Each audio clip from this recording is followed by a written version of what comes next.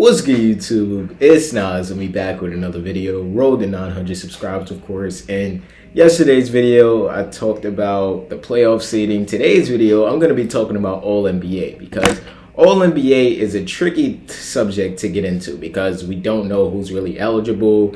And really, when you're looking at some of the best players in the league, most of them are ineligible for All-NBA teams. So these All-NBA teams this season might look a little different, but I guess people that are going to make it ultimately deserves it. And when we're talking about the MVP, right now Shai Gilgeous-Alexander is my MVP. I'm not going to lie. So he's the first person I'm going to talk about on All-NBA. And I feel like somehow Shai Gilgeous-Alexander has somehow gotten underrated. I almost said overrated. But when we look at Shai, I just saw a quote before I started watching this video before I started making this video that the Oklahoma City Thunder without Shai Gilgeous-Alexander would win 55 games with Brandon Pods. And what I got to say to that is absolutely not. Like, Shai Gilgeous-Alexander is obviously the clutch player of the year this season, in which some of these games down the wire, if they didn't have Shai Gilgeous-Alexander, they wouldn't be winning. And the player with the most 20-point games ever passing Will, and for him to still be this disrespected is kind of crazy to me. Like, I just don't understand it at all. Next, I'm going to talk about Wemby, and we know how good Wemby has been. And Wemby is probably number 2 on the MVP boards this season, in which a season where the San Antonio Spurs have exceeded all expectations. They are the number 2 seed in the Western Conference, which obviously is between them and the Oklahoma City Thunder for the favorites to win the NBA championship. And obviously, Wemby has been a big part of that. Wemby will win Defensive Player of the Year this season. There's no doubt about it. And he was number 1 on the MVP rankings. I don't know if he still is. I didn't check it today or the other day when it came out, but Wemby has been phenomenal this season, and there's no way he misses All-NBA first team.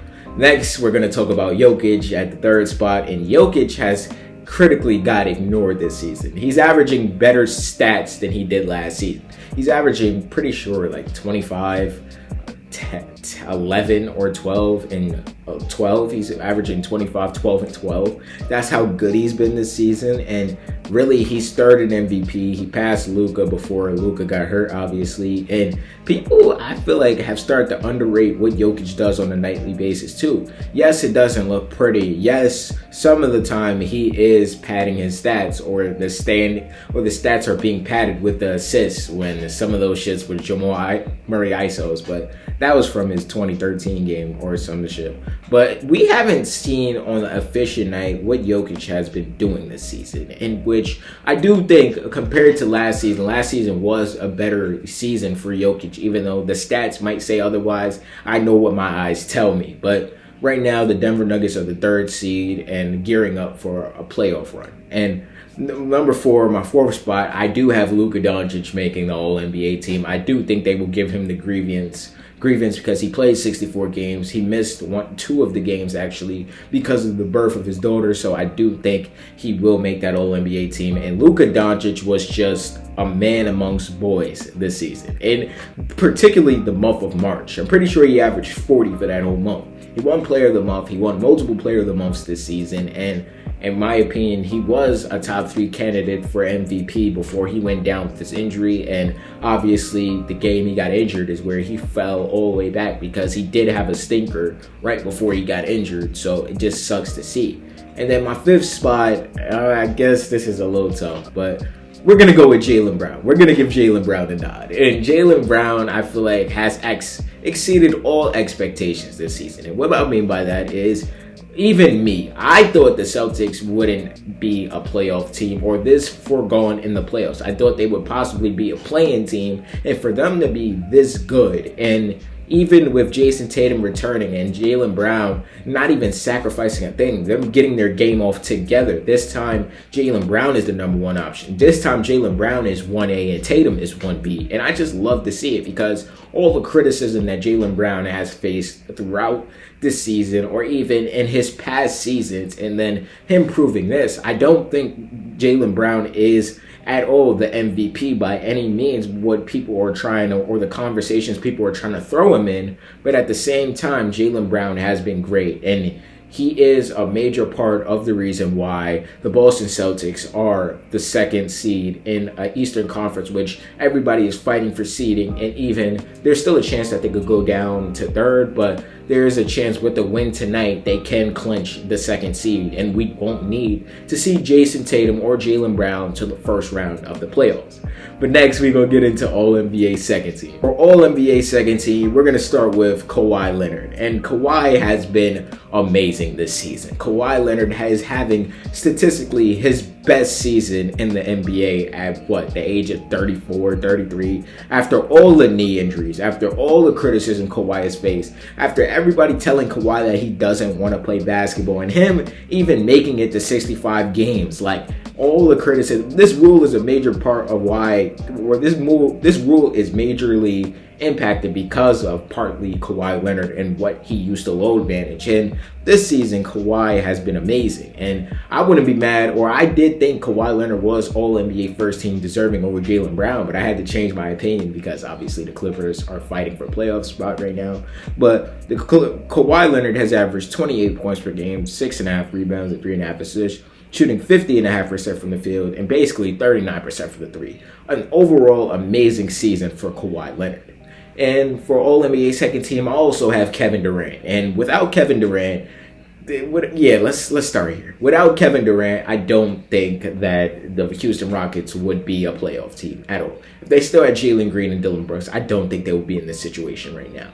Kevin Durant has been the foregone savior this season. And when he gets doubled, I feel like there's nobody really that else can score the ball. And for KD to still be producing the way he produces at 37 years old, I just don't see a fall off ever happening for KD. And right now, the Rockets are still fighting for playoff seeding. They're the 5th seed in the Western Conference. There's a chance they can move up to 4th if the Lakers lose tonight. So you're looking at that, and you're looking at KD, and you're like, okay, good shit, KD.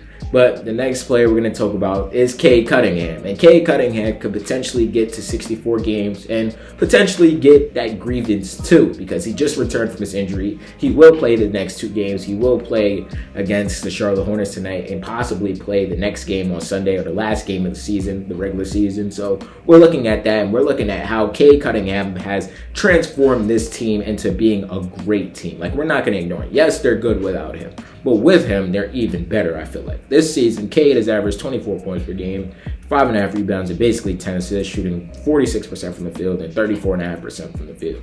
And some games, Cade Cunningham has had to put the team on the back, and other times, Cade Cunningham hasn't. So next, we're going to be talking about Jalen Duren. And Jalen Duren should possibly make this team, because what Duren has done with Cade in the lineup and without Cade Cunningham in the lineup, he's just been transformative.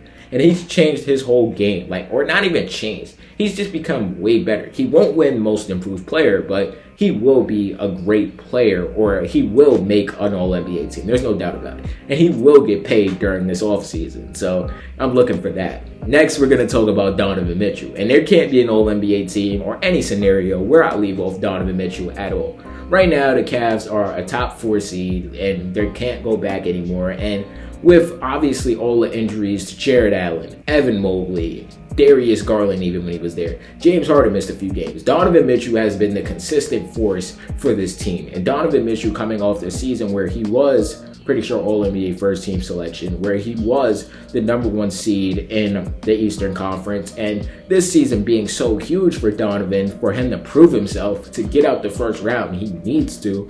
This season, Donovan has averaged 28 points per game, 4.5 rebounds and 5.5 assists, shooting 48% from the field and 36% from the three. In my opinion, his best season of his whole career, and he's been basically ignored this whole entire season. But next, for All-NBA third team, we're going to throw in Tyrese Maxey. And I don't think there's any world that Tyrese Maxey doesn't make an All-NBA team. I don't think a Sixer will be left off this list. But I do think with potentially Joel Embiid missing the play-in or playoffs, I guess, Tyrese Maxey will have to step up. And Tyrese Maxey this season, all-star starter, having his best season in his career. And he's improved every single season he's been in the NBA. This season, Maxey has averaged 28.5 points per game, 4 rebounds, and 6.5 assists, shooting 46% from the field and 37% from the three.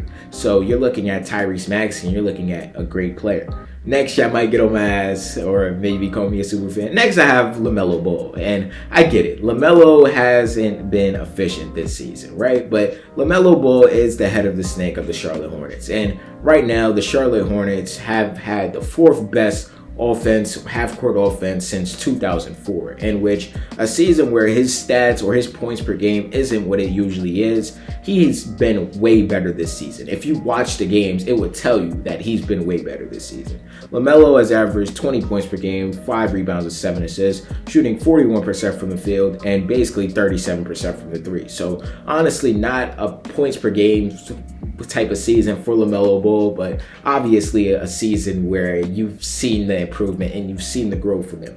Next, we're going to talk about Jalen Brunson, because there's no way in hell Jalen Brunson will miss an All-NBA team. It's New York Knicks. Like, there's a chance they make a top 3 seed, and Jalen Brunson hasn't been the Jalen Brunson that he's been the last couple seasons, but Jalen Brunson still has been immediately great and has been that clutch performer for the New York Knicks. Next, we're going to talk about Chet Holmgren, and I don't think there's a world that Chet Holmgren even misses an All-NBA team either. Like, Chet Holmgren has been an All-Star this season. Chet Holmgren is possibly the second place in Defensive Player of the Year, and obviously for some time where Shai Gilgeous-Alexander was down, Chet Holmgren did have to hold it down. With Jalen Williams out, Chet Holmgren did have to hold it down. And it has been a great season for Chet Holmgren. And in my final spot, maybe this could be obviously criticized, or even when you're looking at what's going on. Like, All-NBA is so hard to predict this season. But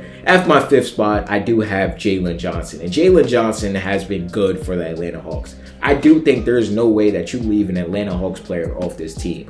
With obviously trading Trae Young and having Trae Young potentially be the future of this team, and then pivoting right to that when you're going on a losing streak, Trae Young gets hurt, and who steps up? Jalen Johnson, who we expected, or some people expected, for him to make the All-Star leap. But this season has been a great season for Jalen. This season, Jalen has averaged 22.5 points per game, 10.5 rebounds, and 8 assists, shooting 49% from the field and 35% from the three. But that is my All-NBA team. Maybe this video is a little longer than what I usually make it, but I want y'all to let me know, who do y'all have making all of the All-NBA teams, and let me know how y'all feel about my team down below.